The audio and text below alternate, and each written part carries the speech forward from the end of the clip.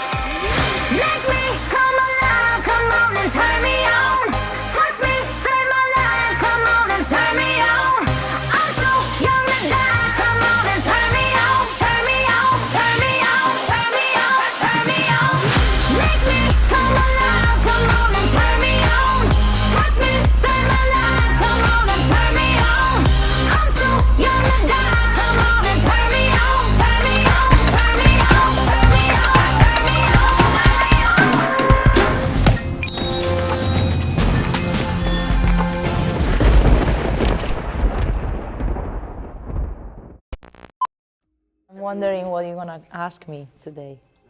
Don't start with how was your race, because I throw my microphone away and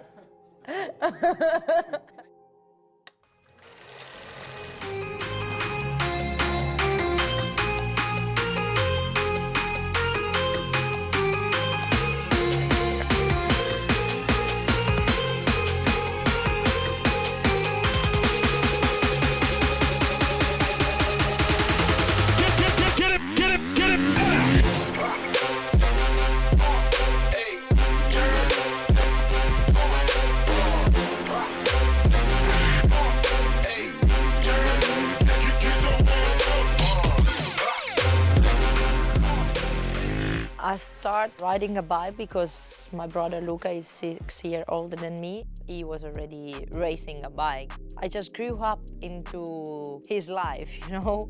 My parents decided to buy a PV50. Their intention was not to put me on immediately, but as soon as I saw it, I started to cry because I wanted to try. From that day, I started immediately without training wheels. During the weekend, we were going racing with my brother. I was just riding around the paddock the whole day and coming back to the camper only when I had an empty fuel tank. When I was 15, at my very first year in the World Championship, I got the chance to race for Yamaha in a satellite team. Picking her lines nice and easily with Chiara Fontanesi. My dad at the beginning, he was not very sure because he didn't want to put me in the hands of somebody else, and he also was not sure if he wanted me to ride the World Championship. I said we have to take this opportunity, and luckily we did. That year I won my very first moto with a 125 in Europe, and since then we saw that I had the possibility to, one day fight for the World Championship.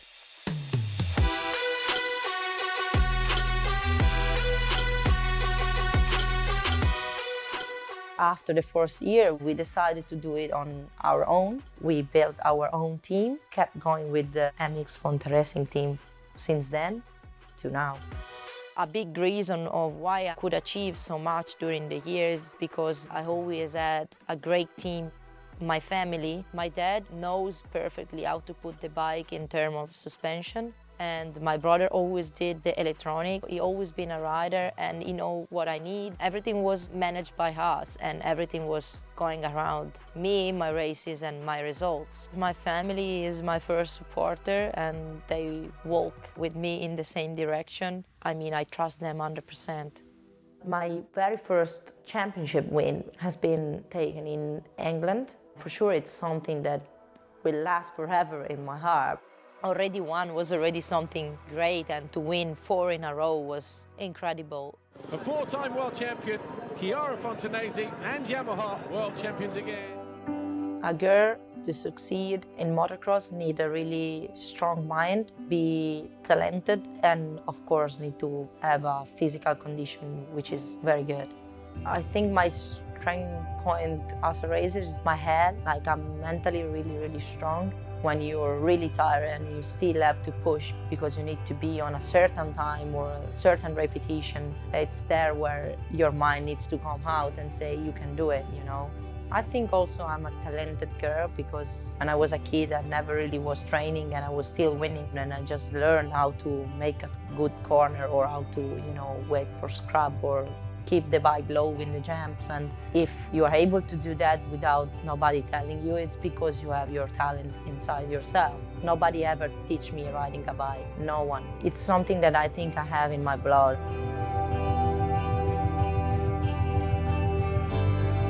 The reason why I came back after the 6th time I won, it's because I only had one dream left, which was to win a title being a mom. For sure, I want to prove myself that even after a pregnancy, I can still be the fastest and still be at the top and fighting for the World Championship. So as soon as I could, 1 month after I gave birth, I was back on the bike. Only 12 points separate the top 4 riders, Duncan Papameyer, Fontanesi and Van der Ven.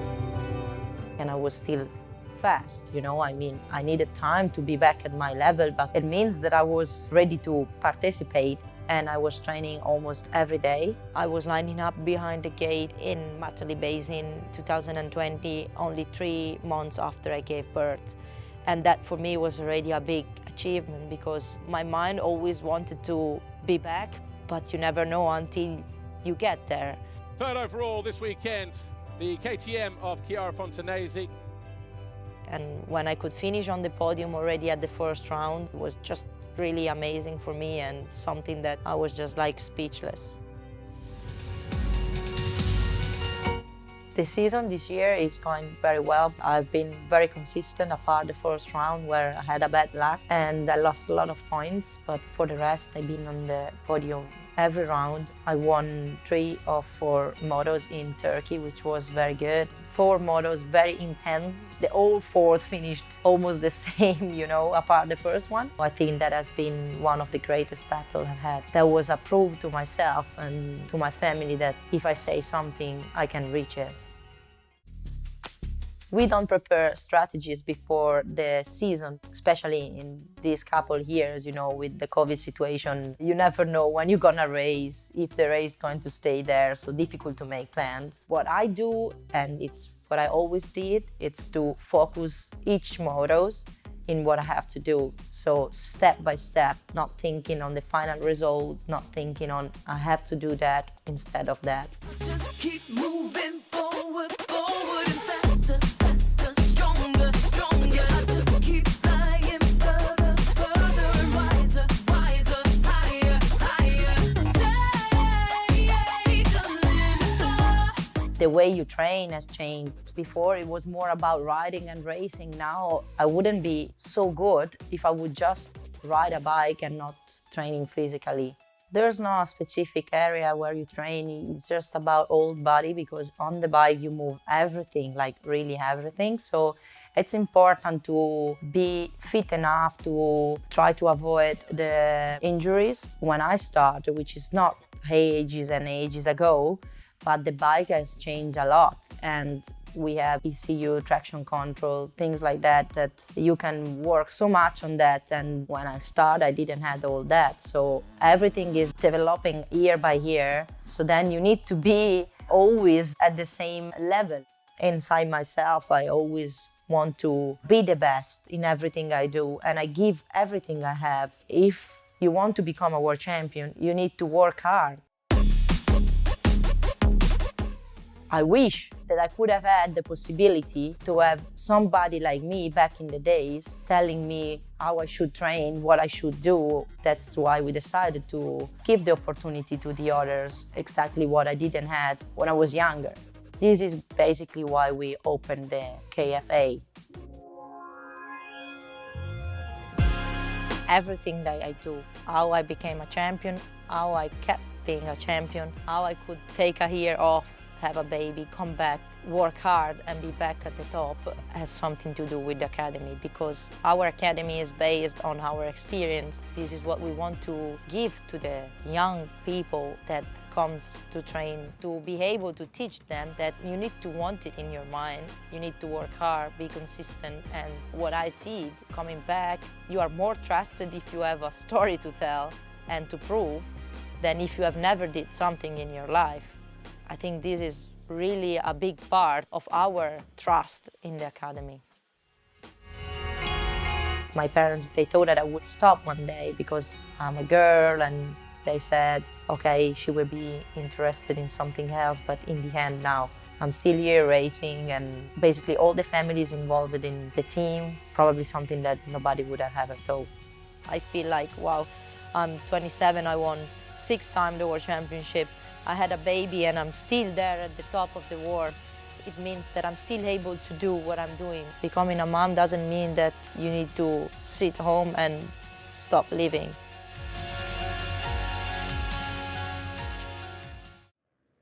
Here we are, temperature 16 degrees, barely a cloud in the sky over the Dolomite Mountains. Most picturesque racetrack that we have in Europe, possibly.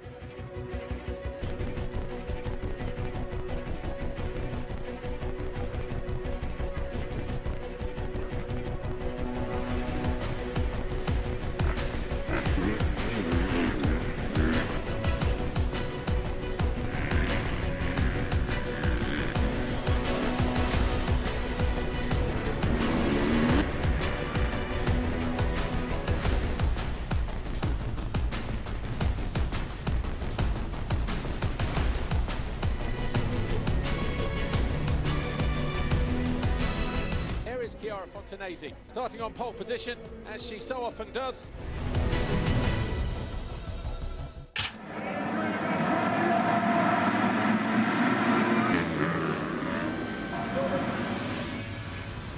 Fontanesi, upside down on the top of the hill. Has that pretty much decided the championship?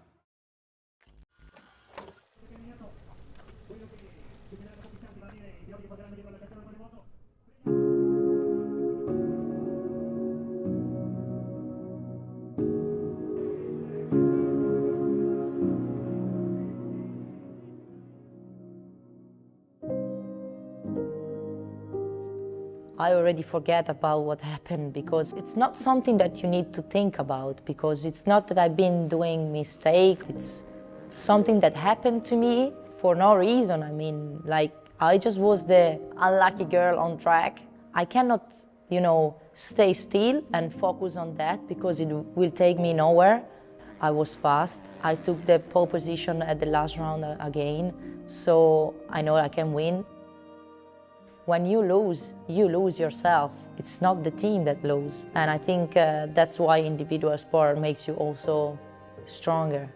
This that happened this year made me stronger. It's not about winning. When you win, you don't get stronger. I was really happy to see all the family, friends and fans at the end of the podium. I wasn't expecting this at all. I mean, I was just with my daughter, going back to the van, and I was like, okay, now I need to get changed. It was the last race of the year. All of a sudden, I turned the corner and I saw all the people on the line waiting for me, and they even took me and made me jump in the air. There were many people that I didn't know that they were there cheering for me, and that was amazing. I was feeling like I won the championship. All of a sudden I was like, smiling and crying from joy, because I made people proud anyway. This is why I race. I race and I want to win for moments like this. They show me that even if I did not win, we could still live with moments like this.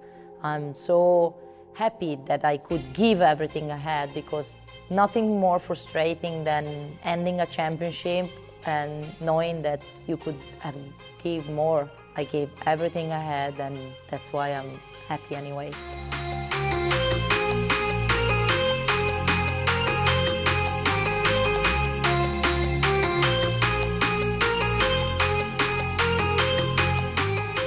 What happened this year was out of my control. It was not my year.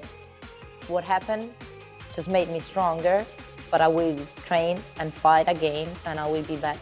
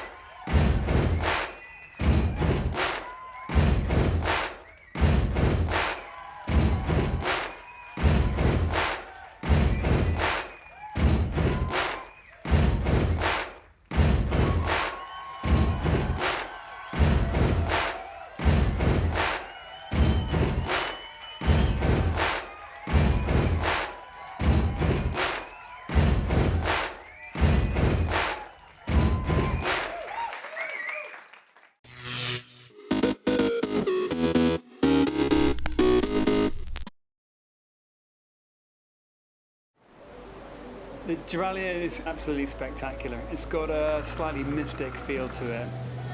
To win the race, you need to be perfect in everything.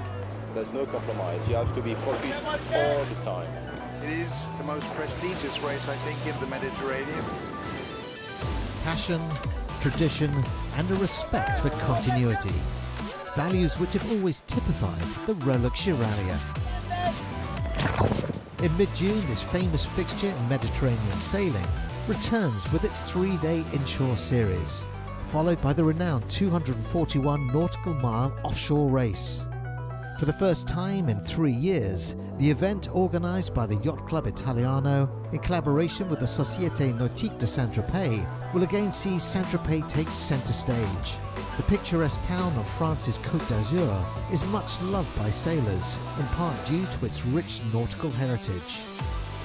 For nearly 70 years, the Rolex Jiralia offshore race has provided a platform for Corinthian sailors to test themselves against elite professional crews. Following the Saint-Tropez send-off, the fleet races to La Formique turning mark, and then to the iconic Jiralia Rock off the northern tip of Corsica, the undeniable symbol and alluring reference point for the entire race. From here, as fatigue often sets in, comes a testing leg to the finish off the illustrious port of Genoa. In recent years, around 200 diverse entries from over 20 nations have been attracted by the charms and challenges this race can offer. For the frontrunners, the race record of just under 15 hours set a decade ago will be an enticing target. The main prize of overall victory is decided on handicap, where preparation, teamwork, skill and dedication are fundamental to success. The 69th Rolex Jiralia offshore race commences on the 15th of June.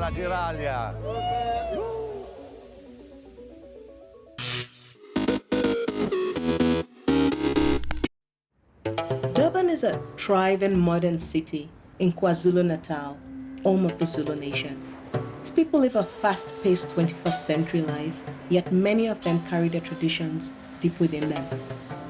I find that the traditional Zulu attire is so regal looking. just the colors and the vibrancy, just beautiful. I traveled out of Durban to discover the Zulu way of life. I didn't realize how close the city is to the beautiful rolling hills of Heartland. I was excited to find people still living according to a proud, passionate heritage, not just respecting the old ways, but celebrating tradition joyously. I found people with an amazing zest for life, flashes of color everywhere. I was swept up in the drama, the noise, the excitement of it all. I mean, every photographer lives for those moments. It's something I'll never forget.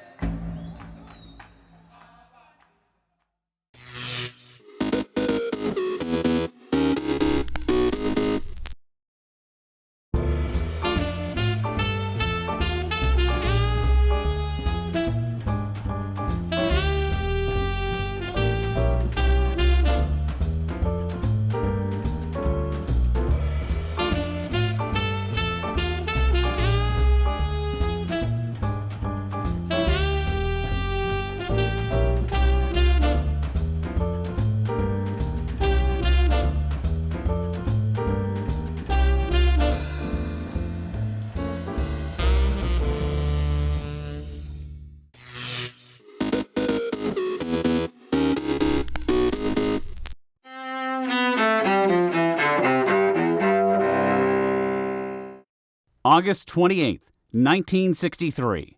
Martin Luther King Jr. caps a major civil rights march in Washington with a speech for the ages at the Lincoln Memorial. I have a dream that my 4 little children will one day live in a nation where they will not be judged by the color of their skin, but by the content of their character. I have a dream today. 1968.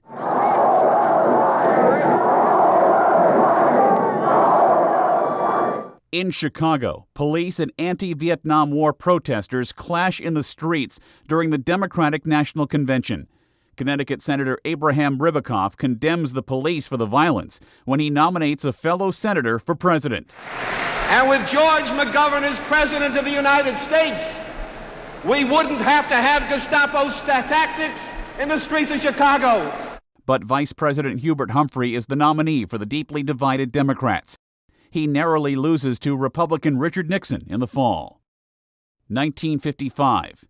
Emmett Till, a black teenager from Chicago, is abducted from his uncle's home in Money, Mississippi.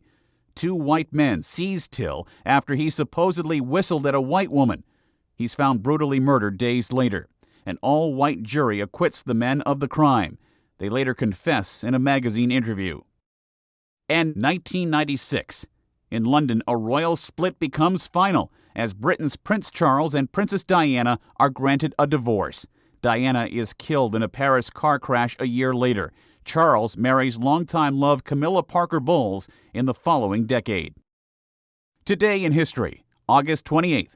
Ed Donahue, The Associated Press.